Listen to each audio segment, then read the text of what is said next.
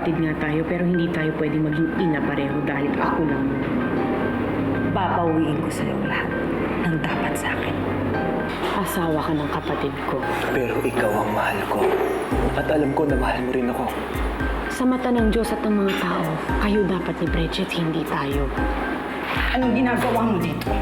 Pinabana kita sa village. Pinatanggal ko na po kay Daddy mga restrictions niyo. Dahil dito na po ako titira. Anak niya ako. Ibig sabihin, ang bahay niyo, bahay ko rin.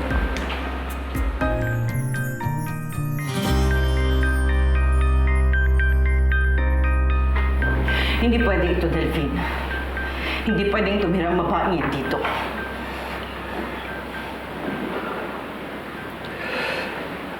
Bridget, may sarili kang bahay. Ang bahay ninyo ni Jonas. Pero iiwan na po niya ako. Ayoko naman tumira mag-isa doon. Tsaka gusto ko po kayong makasama. Anak ka nga ni Delphine, pero hindi kita anak. Paalisin mo ang babaeng yan. Kung hindi, ako mismo. Hindi po kayong aalis. Eh di ako ang natalo kung ako maalis. Choice niyo naman po yun. Basta ako, may karapatan ako sa bahay na to. At gagamitin ko ang karapatan na yun. Bridget, Pasensya na po, Dad. Pero gusto ko lang po talagang tumira dito para makasama kayo. Kung hindi po kayo sang-ayon, bakit hindi po tayo pumunta sa korte? Para malaman ko ano talagang rights ko. Sumusuko ka na ba sa atin? Kailangan. Dahil ayokong saktan ng pamilya ng kapatid ko. Matagal nang sira ang kasal namin. At wala kang kasalanan doon, Ellery. Dahil si Bridget ang may gawa ng lahat. Kapatid ko pa rin siya. Oo, kapatid mo siya. Kapatid mo na nanloko sa atin. Pinaniwala niya tayo na mamamatay na siya para makuha niya si Samantha. At nung hindi siya magtagumpay, kinidnap niya si Samantha. At ikaw bilang kapatid niya, dapat ikaw pa yung mas nagagalit sa kanya. I am Jonas. Galit na galit ako kay Bridget. Then bakit mo ginagawa to? Dahil ito ang tama.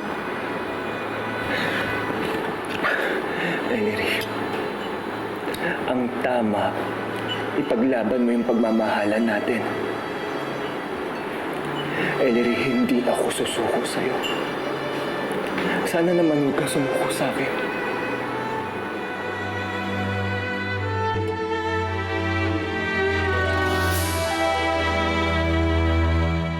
Itira mo siya sa barong-barong o sa mansyon. Wala akong pakialam, Delphine. Palayasin mo lang ang babaeng yan sa bahay ko! alam ko, Marisa. Okay, naiintindihan ko kung saan nagagaling ang galit mo.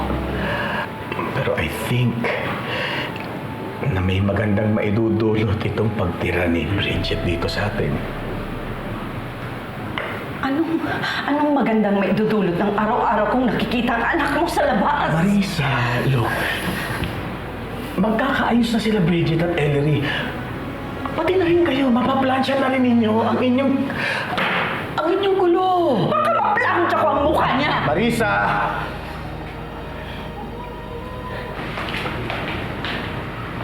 Mommy, Daddy. Welcome home, my sister.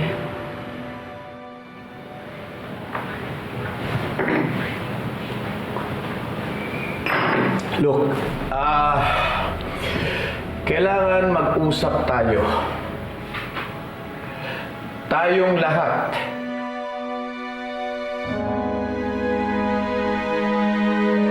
Una sa lahat,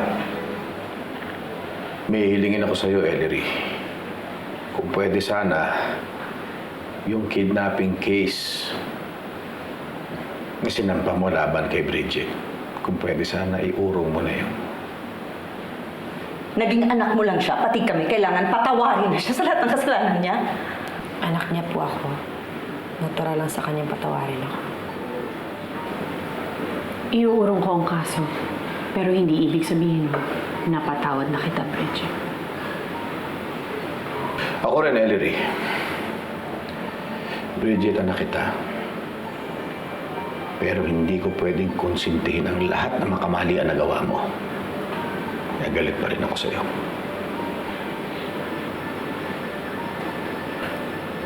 Marisa, anong desisyon mo?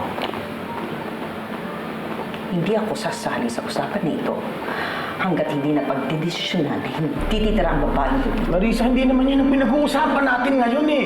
Inaayos na natin ang bulong ito. Ano ba? Dahil kayong mag-aama at mag-usap dahil nasusuka ako sa usapan to! Marisa! Totoo ba yan, Daddy? Dito titira si Bridget sa bahay natin?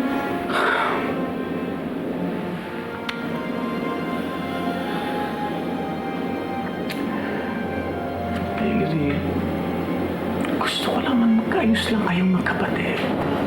Kung yun ang gusto niyo, Daddy. Iisa lang naman ang hinihiling ko sa'yo, Bridget, noon pa. Si Samantha. Tigilan mo na ang anak ko. Anak ko si Samantha for 7 years, Ellery. Kung ano man yung mga nagawa ko noon, ginawa kong lahat ng yun dahil sa sobrang pagmamahal ko kay Sam. Tita ka na ni Samantha ngayon, pero ako pa rin ang mami niya. Sana wag mong makalimutan yun. Gusto ko siyang makasama kaya gusto kong tumira dito. Kung hindi mo naman siya ipagdadamot sa akin, hindi ko siya ilalayo sa'yo. Sana magkaayos na kayong dalawa, Bridget, Ellery. Pwede ba natin kalimutan ang lahat ng bulong ito? May gusto lang po akong malaman. Ngayong magkapatid na kami ni Ellery. Sino po bang mas mahal sa aming dalawa?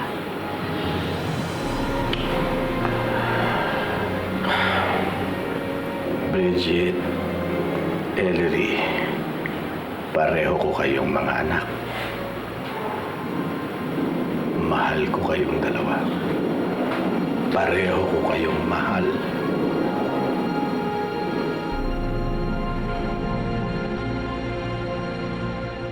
Kailangan ko lang munang makausap si Marisa tungkol sa paglipat mo dito. Pero since pumayag na si Ellery, I'm sure papayag na rin ang ninang mo. Ngayong magkapatid na kami ni Ellery, ano na mangyayari sa atin? Bridget, gusto kong bumawi sa lahat ng mga pagkukulang ko sa'yo. Pero yan magagawa ko lang kung totoong handa ka na rin magbago.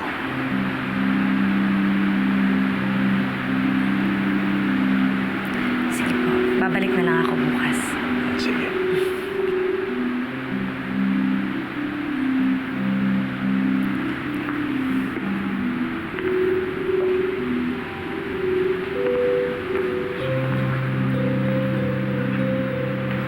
Ellery, simula bukas ay isang bubong na lang tayo ulit titira. Wala ka talagang balak tantanan si Samantha. Gagawa at gagawa ka ng paraan para ilayo sa akin ang anak ko. Alam mo, ang galing mo, no? Hindi naman tayo kambal, pero nababasa mong nasa isip ko. Huwag ka mag-alala. Hindi ko naman siya kikidnapin. But I will make sure na ako lang ang kikilalanin niyang mommy.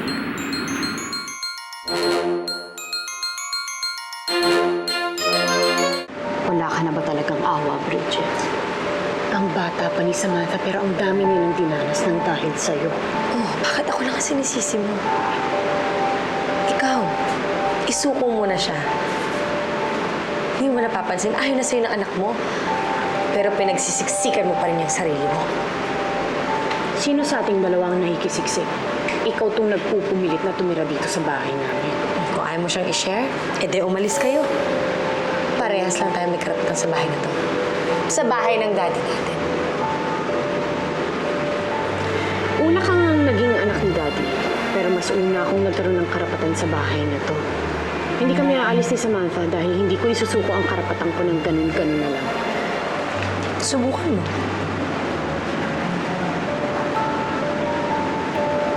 Nagtagumpay na ako sa isa nating laban, Bridget.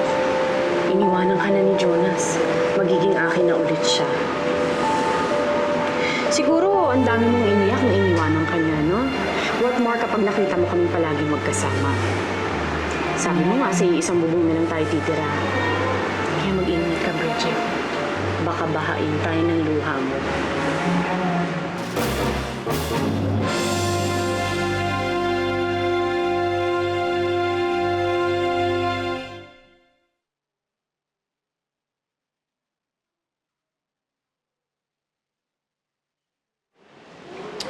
Marisa,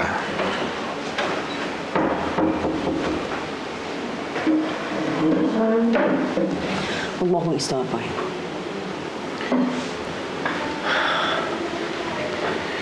Marisa naman. Kung araw na tayo nagtatalo, hindi ka ba napapagod? Umayag na si Ellery na tumira na dito sa atin, si Bridget. At kahit marami siyang nagawang mali, Marisa, anak ko pa rin siya. And I believe she's willing to change for the better. Sana ikaw din towards her.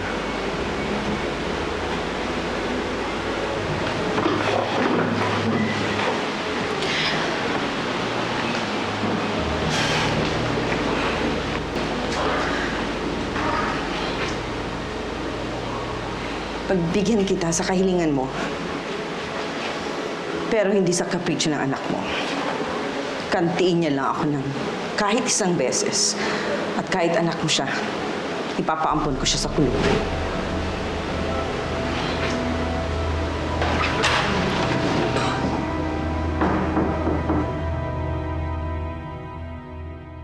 Sam, you have to drink your meds na. Sige ka, baka bumalik yung sakit mo. I don't want my meds. I want my mommy, Bridget. You promised me that dadalhin mo ako sa kanya. I'm here na, anak. Mommy! Aga mo naman yata. Mommy! Naramdaman ko kailangan ako ng anak ko. Akin na yung gamot niya. Anak, inumin mo yung gamot mo, ha? Para naman lumakas ka na. At na-enjoy na natin yung time natin together. Lagi po tayong magkakasama? Yes, anak. Dahil dito natitira ang Mommy Bridget mo. Yay! Tama na yan, Bridget. Tita ka lang ni Samantha. At ikaw naman, Samantha, tama na rin ang pagtawag mo ng mami kay Bridget. Huwag mo naman pilitin yung bata. Mag-a-adjust pa siya. Hindi ba, baby? Alam ko na! I'll call you na lang, Mamita! Since you're my mommy and you're also my tita, I love you, Mamita! I love you, anak. Every time tinitingnan ako ni Bridget, para siyang nangahamon ng kalan. Kung hindi dahil ka, Samantha, pinatulang ko na siya. Bakit kasi hindi ka nalang bumalik sa bahay? Kayong dalawa ni Samantha. Bakit nga ba hindi, Ellen? Inaagaw mo na rin lang naman ang asawa ko. Bakit hindi mo palumusin?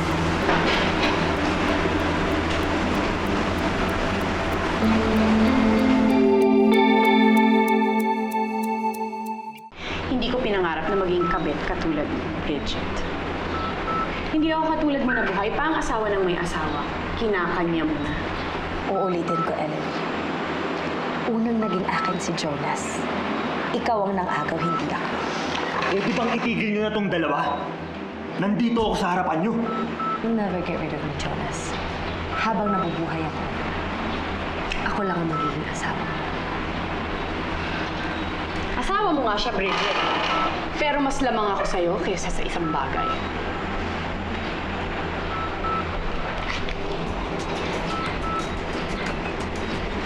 Asawa ko yan! At daddy siya ng anak ko. OA ka naman, Bridget. Pagbati lang naman ang ginawa ko kay Jonas eh. Kapag naanal na kayo, doon ka na magwala. Dahil kapag ang ex-husband ko naging ex-husband mo na rin, yun ang araw na gagawin kong advice mo sa akin. Pag nakita mo magkasama kaming dalawa sa kama, doon ka na manginig sa galit.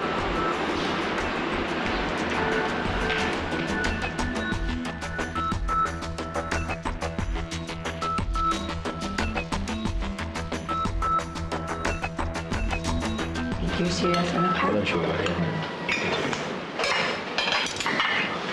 Thank you.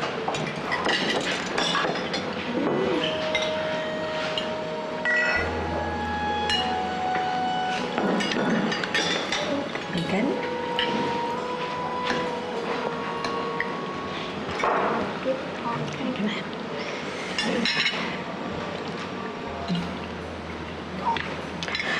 Look at us. We are a picture of one big perfect family. There you go again, Marisa. Kaya pala nagtataka ako kanina kapag tahimik. Yung pala bumibuelo ka lang. Yan. Tinapos ko yun ang pagkain ko. Bago ako mawala ng gana. Kumusta ka, Jonas? Nag-aagawan ka ng dalawang magkapatid. Ang sarap siguro ng pakiramdam mo, ano? Marisa, nasa harapan tayo ng hapagkainan. Kaharap ng bata, please naman, have some decorum. Pero hindi ba nakakatuwa ito, Delphine, itong nangyayari sa dining table natin? Parang sa pelikula lang ito nangyayari eh. Pakigising na lang ako pagtapos ng bangutan.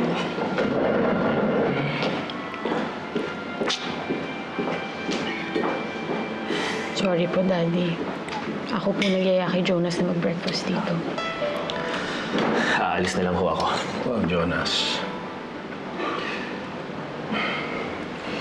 Pagpasensyahan niyo na si Marisa. Kung kani-kanino niya binubuntong yung galit niya. Pero ang totoo sa akin siya galit. Hindi.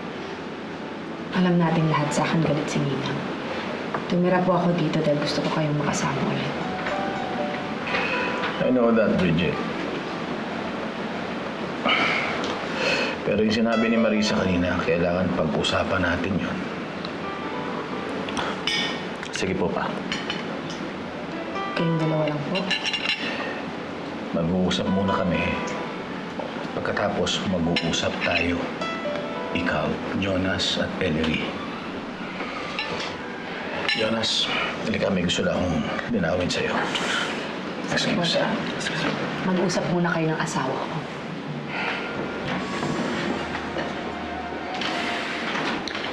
Anak, drink your milk.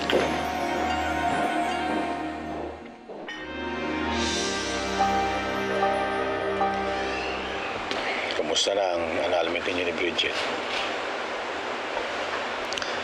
Pinag-aaralan pa po ng lawyer ko yung kaso.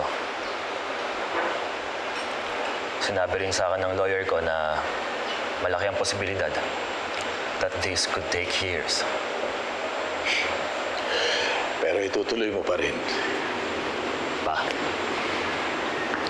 hindi na ho nag-work yung pagsasama namin ni Bridget.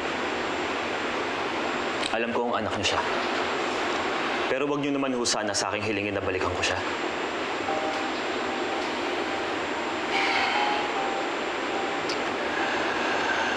A father can only do so much, Jonas. Gustuhin ko man na protektahan si Bridget. I know ang kapalit nito ay ang kaligayahan ng isa ko pa rin anak. Si Ellery. Mahal ko ho si Ellery. Si Bridget.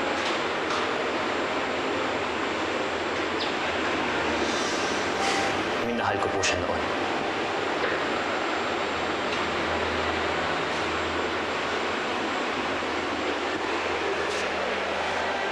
Pero hindi na ngayon.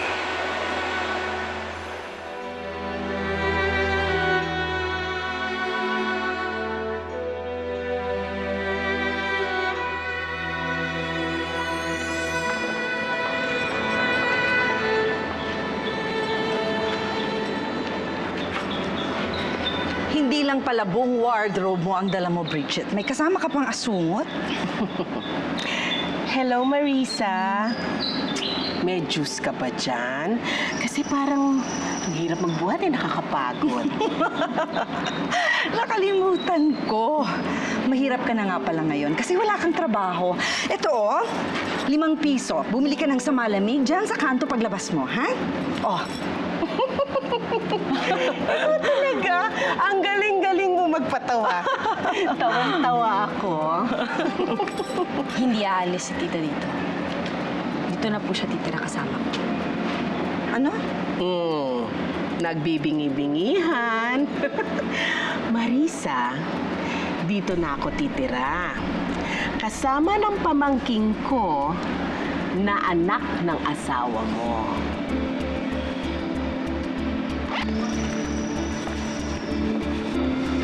Galit?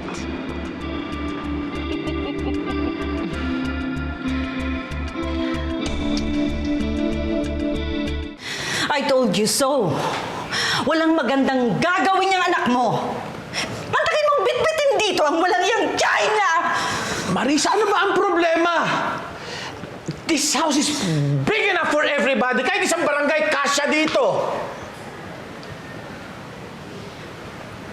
Hindi bahay ang punan ng bahay na to, Delphine! Tama si Mommy Daddy. Insulto na nga po sa kanya na dito niyo pinatira ang anak ninyo sa ibang babae. Huwag niyo naman dagdagan pa yun sa pagpapatira dito kay Tita Laila. Baka nakakalimutan niyo siya nagpatakas kay Bridget nung tangayin ni Bridget si Samantha.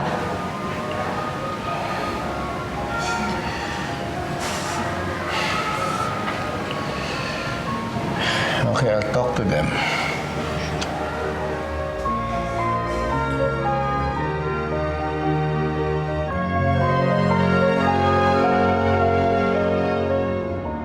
Ginawa na palang guest room itong dating kwarto ko. Eh, paano ko ngayon ito papaayos? Eh, wala pa naman akong kita ngayon. Wala. Hirap na lang tayo ng pera kay Daddy. Oo nga pala. Mayaman ka na ngayon. Kung anong pinangarap ko sa'yo nung maliit ka, nagkatotoo na ngayon. Ay ha, pero dagdagan mo yung pang-shopping ko. Matagal na ako hindi nagpapalit ng gamit ha. Naku, hindi na ako in. Pasok! Ay! Delphine, good morning! Good morning din, Laila.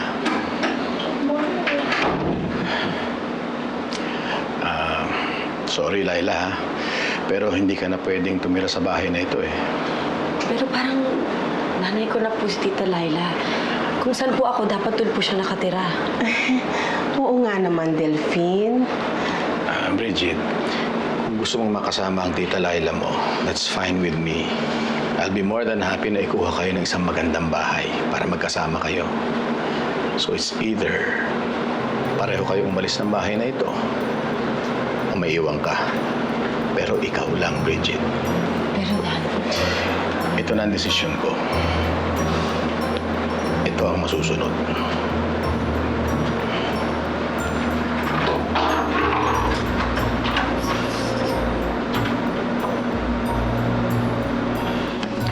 sorry, Tita. Sige, karga mo niya. Ingatan mo, ha? This is very good exercise for you, Laila. Para finally mabawasan na yung baby fat mo sa katawan. Dito, oh. Oo nga. Mataba na ako. Mataba na ako. Pero at least hindi katulad mo na may tilegis sa muka. Subukan mo kaya mag-botox para maiba naman. Naku, oo nga. Dumabi lang naman ito simula nang dumating kayong mag-tsahin sa bahay, eh. But don't you worry, ha? I'll follow your advice. Mayaman naman ako, eh. I can afford it. Baka gusto mo isabay ko niya yung pagpapalipo mo. Greg, let's go! Talaga ng sakit ng katawan ng babae to. Bumalik ka kaya dito. Tita, tama na. Tama na. Hayaan mo na siya. Pag nagsumbong yan kay Daddy, pagalitan tayong dalawa. Ikundangan kasi. Binibigyan ka na nga ni Delphine ng matitirhan mo. Bakit pa binipilit mo isiksik ang katawan mo dito? Nandito ang anak ko. Kasama mo nga yung anak mo. Hiwalay ka naman sa asawa mo. Well, habang nandito ako, mas madalas ko siyang makakasama at makikita. Hindi naman yun uuwi sa bahay kung nandun ako. So sa tuwing dadalawin niya ang anak ko, wala siyang choice kundi kausapin ako. Ang punteri niya doon ay si Ellery, hindi si Samantha.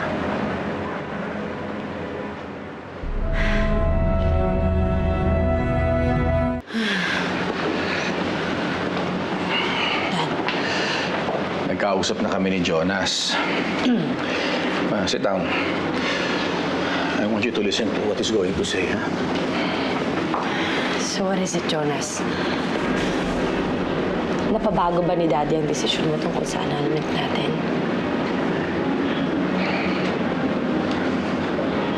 He will go kung ano man ang magiging desisyon ko.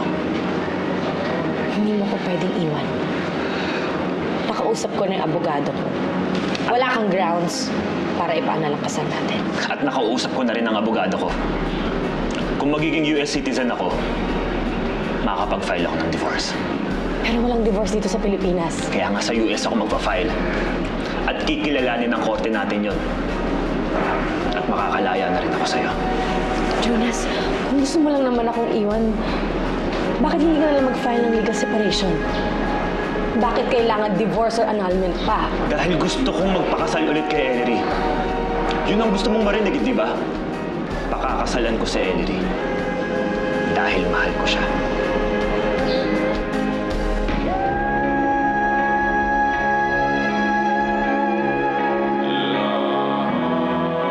Kung nambababae ang asawa mo, the most that we can do is file concubinage. Pero kaya ko sila mahuli sa akto. At kapag nangyari yon, pwede ko na ipakulong si Ellery, tama? Gusto ko ulit na makasal kami ni Ellery. Bakit hindi mo sinabi sa akin na buhay pala si Ellery? Nung inaayos ko yung annulment ng kasal niyo, ang akala ko hindi na siya mabubuhay. Hindi ko ba nasabi sa'yo? Hindi mo na kailangang makipaghiwalay kay Bridget. Bakit? Dahil null and void ang kasal niyo at si Ellery pa rin ang asawa mo.